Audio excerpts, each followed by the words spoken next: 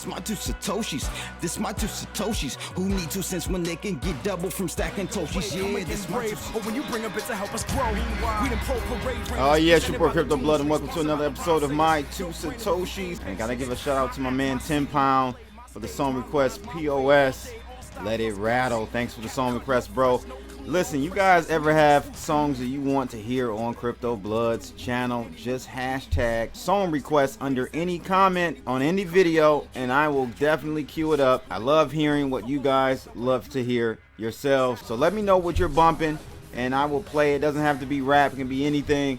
I love playing all types of music. But in today's episode, we will be looking at Crypto.com and UFC inked a crazy deal. UFC more so the beneficiary of this $175 million sponsorship. If you guys recall, some of you OGs of the channel know that I was a Crypto.com ambassador for a whole year. They sponsored my channel for an entire year. Great company. Great platform they have over there at Crypto.com. I still use their card every other day. But we're going to take a look at this huge deal that the UFC inked with them. $175 million sponsorship deal. And out of crypto slate, we've got a really historic move here by Wyoming. They've actually recognized an EOS-based DAO legally. So this really is a watershed moment. We're going to take a look at this. I think this is almost like we saw with El Salvador and them making Bitcoin legal tender. These types of moves that we're seeing here in Wyoming is very similar to that. So you should keep an eye out on these types of things, because a DAO, basically a decentralized autonomous organization, isn't owned by one single person. It's owned by a number of anonymous people. Really, there's no one person that owns the entire organization or even a small group of individuals. It's autonomous, it's decentralized. All right, so this is big news, because this may be the future. This may be the wave of the future of how companies are formed, and I personally think this is a more equitable way to establish an organization. So this is big news, and I wanted to highlight this out of Wyoming. This is from CryptoSlate.com. And lastly, more trouble for Robinhood. I just talked about them in the last video, how they were over leveraging their revenue stream through cryptos and Dogecoin. But it looks like the crypto department or unit in Robinhood is actually facing a $10 million penalty over money laundering violations. We'll take a look at this one out of CoinGate. All three articles coming up on today's episode of My Two Satoshis.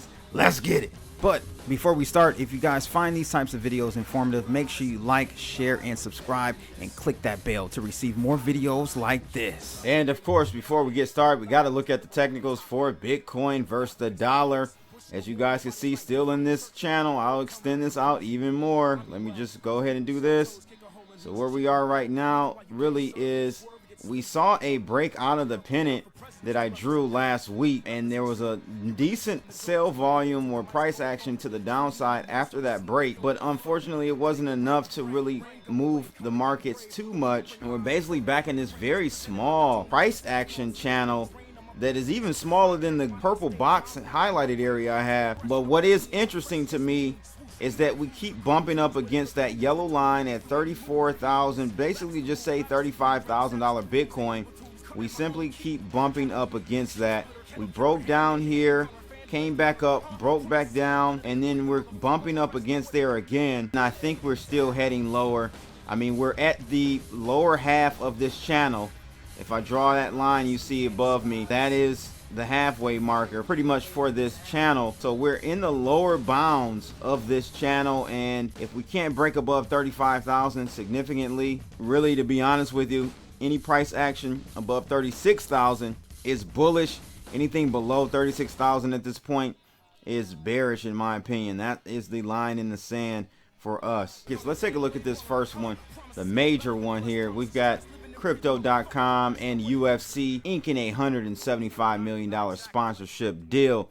So the deal terms were not publicly disclosed, but according to sources, is worth over $175 million over 10 years. So this is a trend that the UFC, as you guys probably know, has been dipping their toes in for a few years now. They did a small thing with Litecoin, but this here is taking it a step further by announcing this sponsorship deal with cryptocurrency.com. They agreed to what's called a fight kit sponsorship, with Crypto.com. And so a part of the agreement, Crypto.com's brand will appear on fight kit items worn by athletes during competitions, as well as clothing worn by training staff. Additionally, Crypto.com has acquired the rights to UFC's newly launched sponsorship category known as Cryptocurrency Platform Partner. Co-founder of Crypto.com said that the UFC deal was a historical moment, noting that it would help the sports industry accelerate the world's transitioning to cryptocurrency. In May, the UFC announced its plans to debut a UFC fan token in collaboration with blockchain rewards app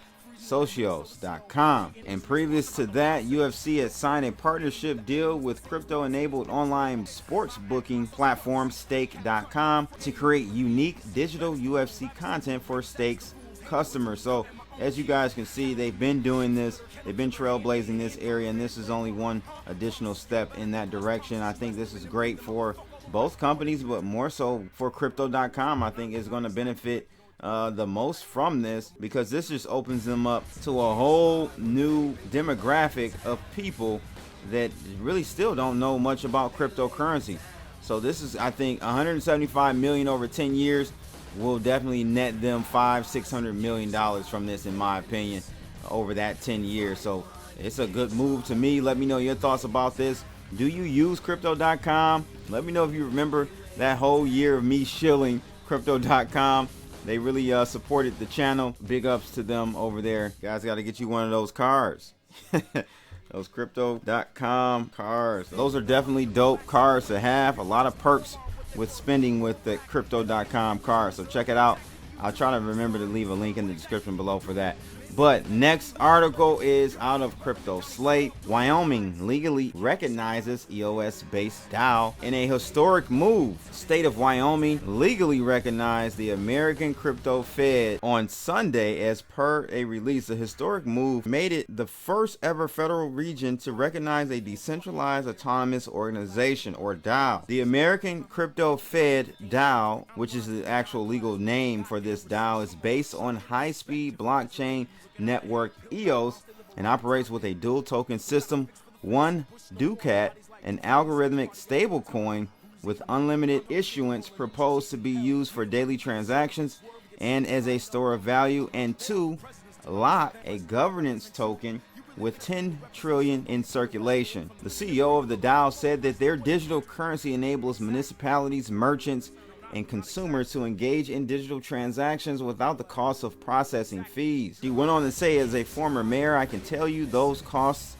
add up fast. This means cities and their constituents will no longer lose money through transaction fees, enabling increased revenues back to municipalities without raising taxes. And this move followed Wyoming becoming the first state in the nation to pass legislation into law recognizing DAOs as a distinct form of legal limited liability companies, or LLCs, which became effective on July 1st of this year. So again, DAOs are a newer form of organization that relies on systems, smart contracts, and technologically enforced rules to ensure the smooth running of an operation without the need for central bodies that drives decisions. So in theory, this makes for a member or a community-driven company that does not operate at the whim and fancies of the top brass, but instead rewards contributors directly for their work as the DAO meets its community governed goal. And so these rules are all set by consensus through a smart contract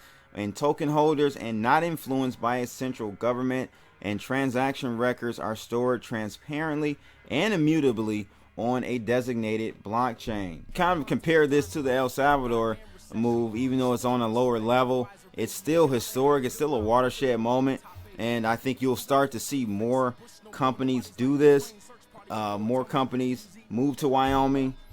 Delaware is another one. So what I see coming in the near future, with a lot of these states having financial issues, pensions being bankrupt, budgets all in the deficit and all out of control, I see a lot of these states moving to more creative ways to keep people and businesses in their state, and this is one of those tools. So we'll see what happens. Let me know your thoughts about this. Do you compare this to what we saw in El Salvador? I think it's very close, very close. Lastly, we've got out of CoinGate, Robinhood's crypto unit faces $10 million penalty over money laundering violations. What is going on here? So it says that the Robinhood Crypto, quote unquote, the cryptocurrency brokerage unit of trading app Robinhood is facing a $10 million penalty by New York regulators. Of course, Robinhood Crypto is penalized for allegedly violating state rules on cybersecurity and anti-money laundering. And so during the meteoric rise in, you guys know, GameStop and of course Dogecoin, Robinhood suffered many technical glitches, okay, and also halted crypto deposits. Traders were specifically barred from trading in Dogecoin at several occasions, and this soon caught regulator attention, and Robinhood was charged a whopping $70 million for technical outages and missteps related to options trading. And this latest penalty may amount to over $15 million, and Robinhood may face tougher cybersecurity guidelines moving ahead. In its regulatory filing with the SEC, Robinhood said, and I quote here, certain deficiencies in our policies and procedures regarding risk assessment, lack of an adequate incident response, and business continuity plans, and deficiencies in our application development security. So last week, Robinhood warned users about cyber attacks and informed them that its bottom line might be affected. Since then, though, the SEC, FINRA, and the state of New York have all been investigating Robinhood. So they've got some issues. I think they're too big to fail at this point, though. So all they'll get are fines. All right, that's how they do on Wall Street. You make mistakes, you pay a fine, but the fine you pay is a tenth of what you made from all the tomfoolery you did, right? So it is what it is, ladies and gents. I just wanted to give you guys an update with Robinhood because I just literally talked about them in the last video. If you missed that video, go check it out. But that's pretty much it for today, ladies and gents. Shout out to my man 10 Pound Sterling for that song request. I got to get all you guys back on 10 Pound, Allen, Trek, all you guys got to get you back on those live streams on the weekend. It's been nice outside. I'm sorry. I ain't gonna lie to you. It's been hard to stay in the house on a Saturday. We'll get back to those off the chain live streams very soon. But again, he had the song request, POS, Let It Rattle. If you found this video informative, make sure you guys like, share, and subscribe, and click that bell to receive more videos like this. I'm out of here, people. Holla!